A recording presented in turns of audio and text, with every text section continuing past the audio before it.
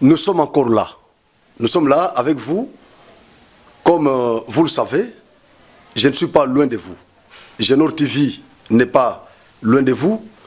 Je suis revenu sur ce plateau cet après-midi avec un invité que vous connaissez déjà très bien, que je vais inviter sur ce plateau. Avec lui, nous allons aborder une question qui continue à défrayer la chronique. Ça fait couler encre et salive, qui est relative à la révision de la Constitution. Il y en a qui parlent aussi du changement de la Constitution.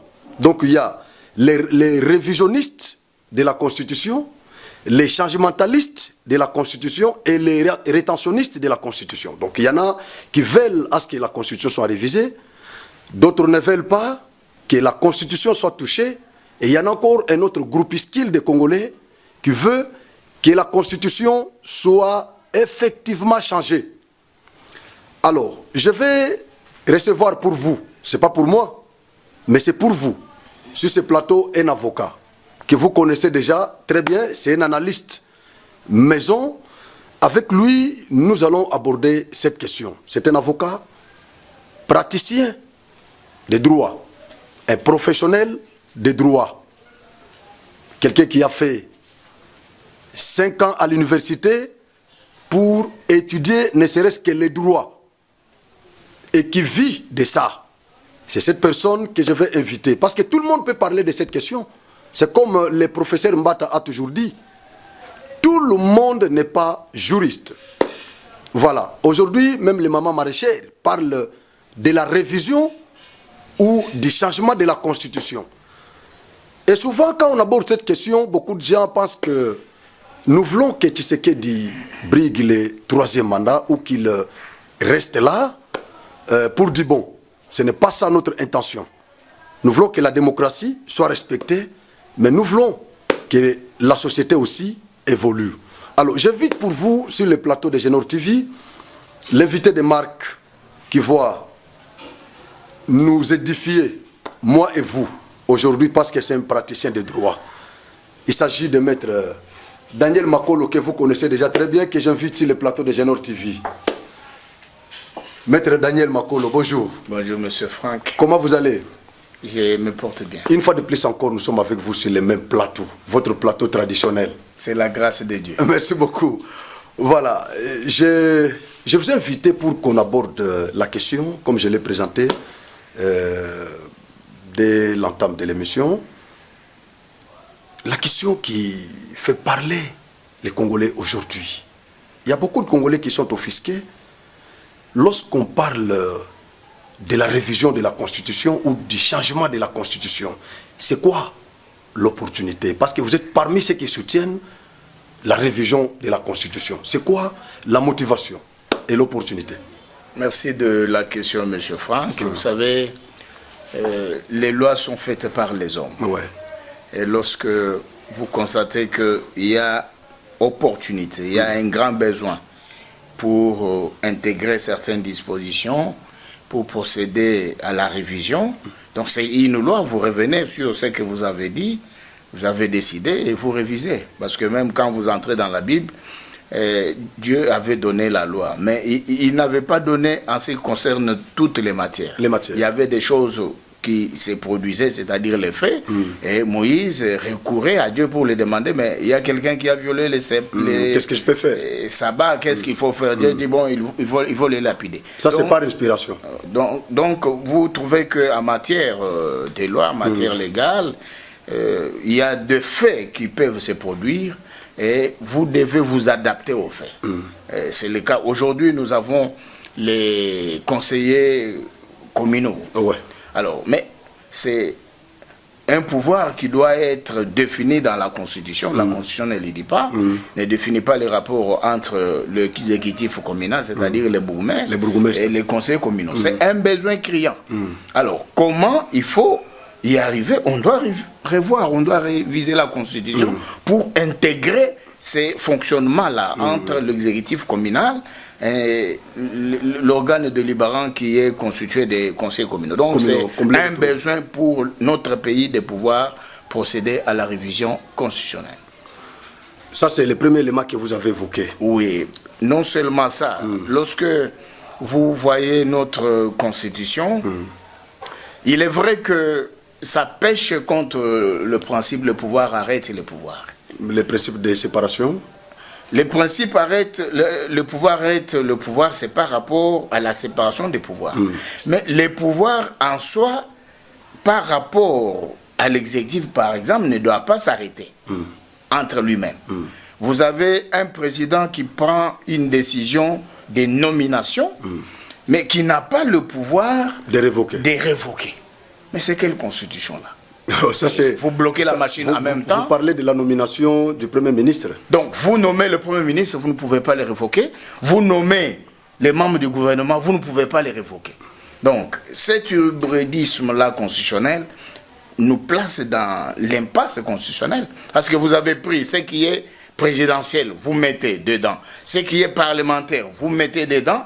Et ça crée un dysfonctionnement. Mais ça, c'est lié au régime politique que nous avons adopté. Mais c'est ce régime politique ici que nous combattons parce que dans le mimétisme constitutionnel, le régime semi-présidentiel a été toujours sujet de beaucoup de conflits. C'est ainsi qu'ailleurs, on l'a écarté pour mettre le régime présidentiel. Et là, vous donnez le pouvoir exorbitant à celui qui dirige, qui répond devant l'État et qui représente l'État et qui répond devant le peuple congolais. Ça risque pas de nous amener à la dictature comme c'était le cas du temps de Mobutu? Non, ici c'est un problème d'éthique, du type d'homme, d'éthique. Et vous ne pouvez pas diriger toujours, vous laisser à la merci de tout le monde. Il y a toujours une vision à défendre. Et après, et là, ce n'est pas une dictature, parce que partout ailleurs, vous prenez l'exemple de la France, ils évoluent avec le régime présidentiel. Vous prenez les États-Unis, ce sont des grands États, ils évoluent avec le régime présidentiel. Alors chez nous, on crée le régime semi-présidentiel qui nous apporte beaucoup de conflits, parce que là, même quand le chef de l'État prend une ordonnance, il faut les contre-seins du Premier ministre. Mais s'il n'est pas d'accord, qu'est-ce que vous allez faire? Donc, il faut se conformer aux réalités de notre pays, là où nous sommes, avec tous les désordres qu'il y a. Donc, moi, j'ai fait les plaidoyers pour un régime présidentiel. Parce qu'en réalité, dans le fait, vous sentez que le président Tshisekedi nous pousse vers là. Donc, il nous pousse vers un régime présidentiel. Il faut le dire clairement, définir les prérogatives du chef de l'État.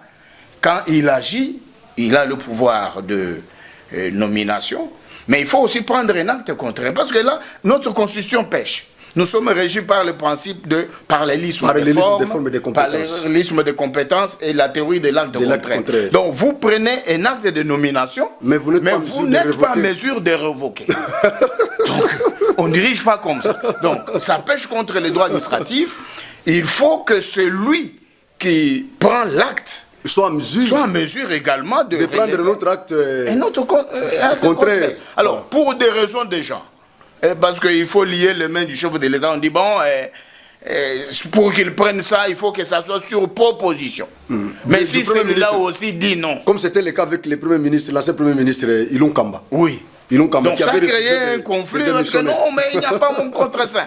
Tout ça, ça nous apporte des conflits. Et c'est ainsi qu'à un moment, lorsque la France évolue avec le régime semi-présidentiel, ils se disent non, nous devons écarter ce régime parce que ça nous apporte des conflits. C'est-à-dire, au fait, vous prenez ce qui est présidentiel, vous réduisez le pouvoir du chef de l'État, vous prenez ce qui est parlementaire, vous mettez dedans pour qu'il y ait des contrepoids. Mais en réalité, le pouvoir arrête, le pouvoir, c'est par rapport au pouvoir exécutif, législatif et judiciaire.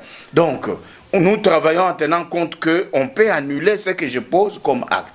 Si je prends une ordonnance contre allégum, c'est-à-dire contraire à la loi, on va saisir la Cour et la Cour va annuler cela. Donc, c'est en tenant compte de cela. Donc, il faut être clair que le régime semi-présidentiel, c'est un régime Bernice, donne-moi la constitution. Sujet à conflit et ça nous apporte beaucoup de difficultés.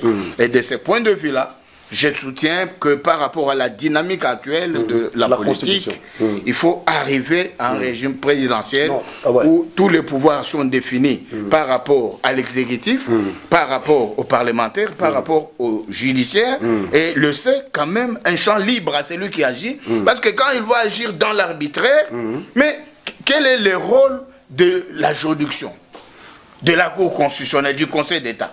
C'est pour contrôler les actes administratifs qui sont posés par les autorités. Les autorités. Donc, lorsqu'on va constater qu'il a agi avec un pouvoir exorbitant, on va saisir les conseils d'État. Les conseils d'État, on va saisir la Cour constitutionnelle selon les cas et on va annuler l'acte.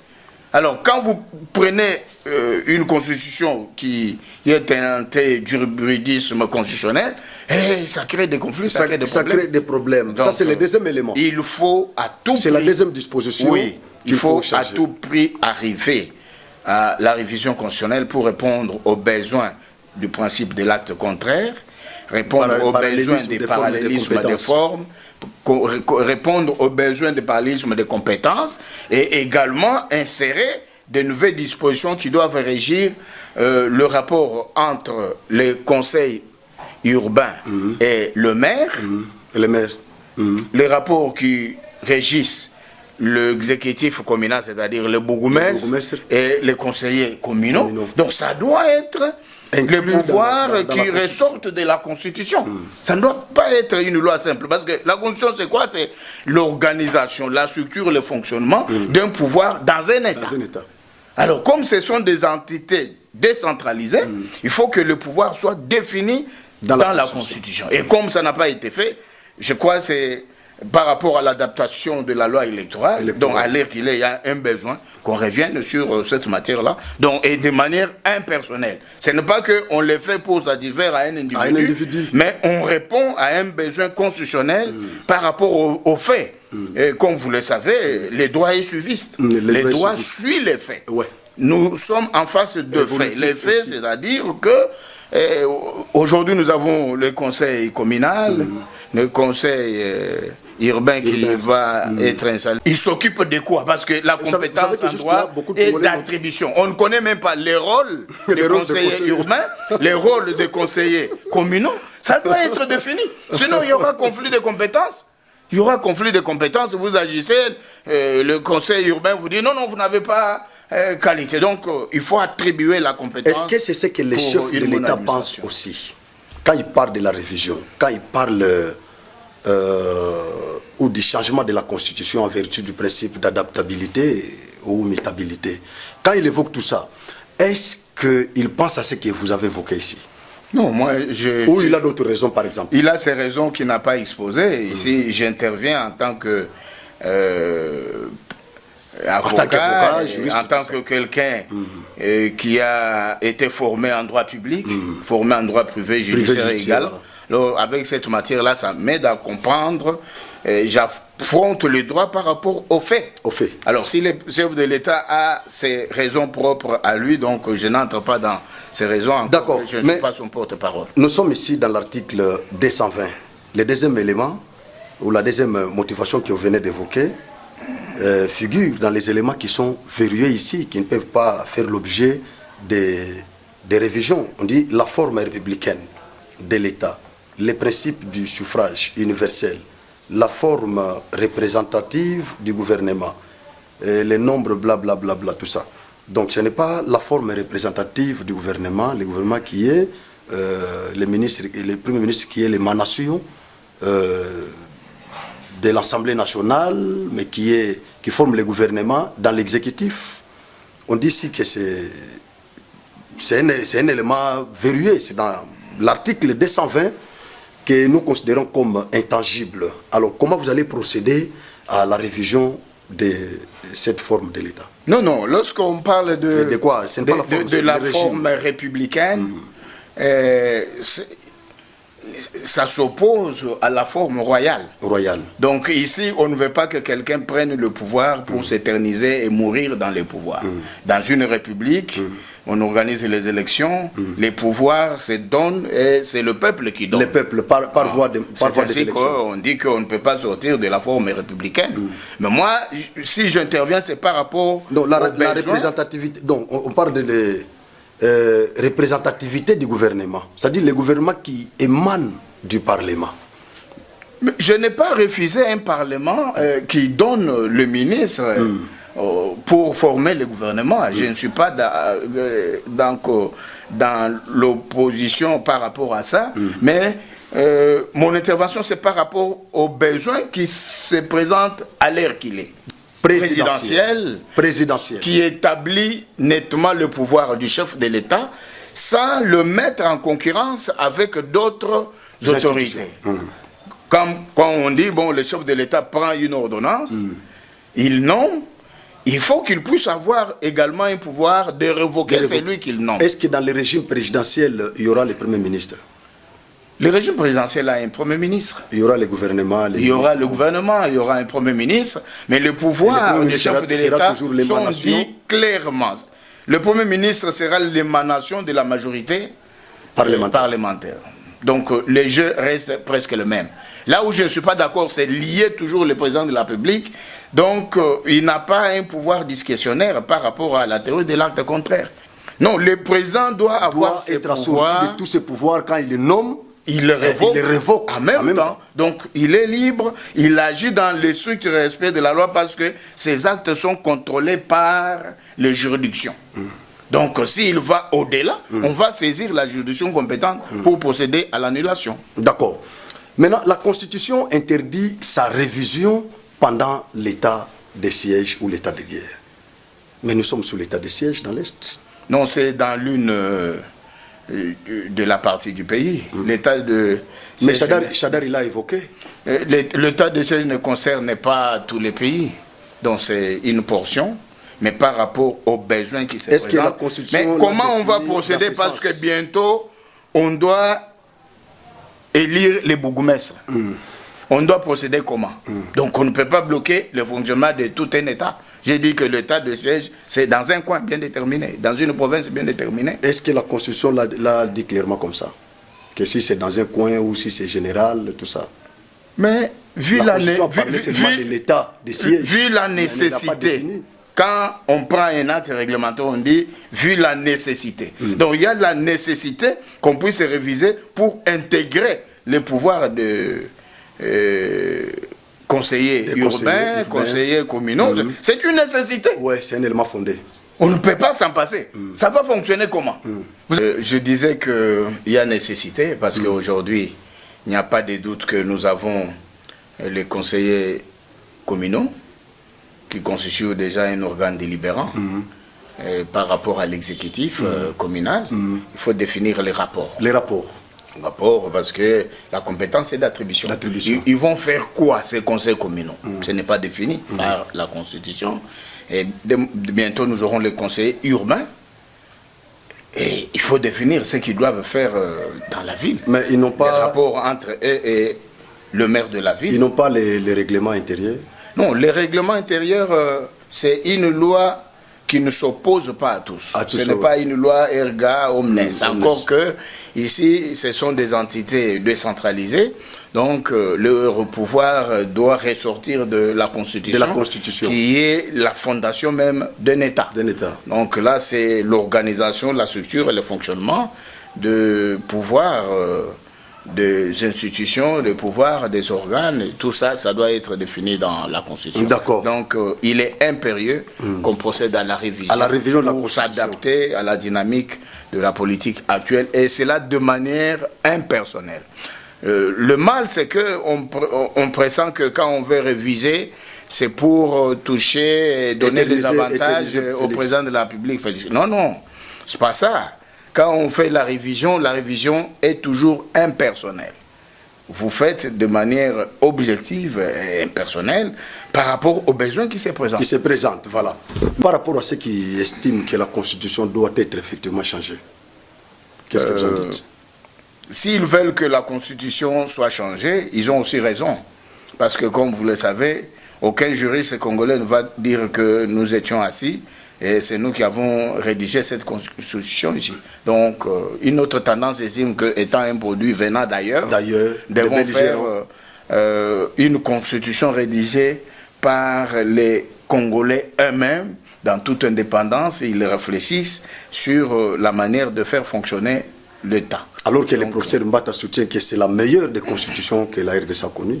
La meilleure des constitutions, mais qui crée en même temps des conflits ça et là. J'ai dit que je ne suis pas partisan d'un régime semi-présidentiel, parce que partout ailleurs, il a été élagué Pourquoi? Parce que ça crée des conflits. Ça crée des conflits, donc ça bloque même le fonctionnement du pouvoir exécutif lui-même. Donc, j'ai donné l'exemple par rapport au chef de l'État, il prend un acte, mais il ne s'est pas révoqué. Pourquoi? Parce qu'on a lié son pouvoir. Donc, il faut définir clairement ses compétences et le principe de la séparation des pouvoirs bien respecté. Le pouvoir arrête le pouvoir, oui, et nous marchons dans l'harmonie en tant que tel. Non, pouvoir, régime semi-présidentiel, je ne suis pas partisan. D'accord, merci beaucoup. Nous sommes arrivés à la fin avec...